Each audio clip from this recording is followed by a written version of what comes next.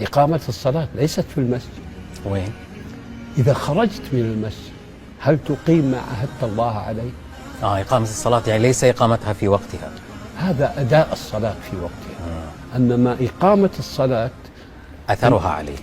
إذا وقفت الله أكبر إياك نعبد وإياك نستعين قد قلتها فسجلت وأجلت وجئت في يوم لا ريب فيه ووضع الكتاب، قد قلتها ما شاء الله أن تقولها، وحينما خرجت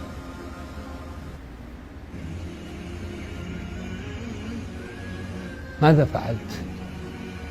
أنا لا أريد أن أبكي في هذا الموضوع لأن فيه كثير أهمل.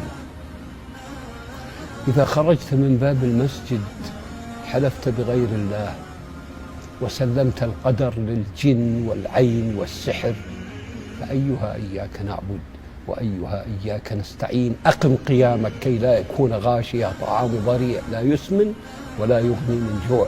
كذلك الركوع، من قال سبحان ربي العظيم فقد شهد على نفسه بعظمة الله.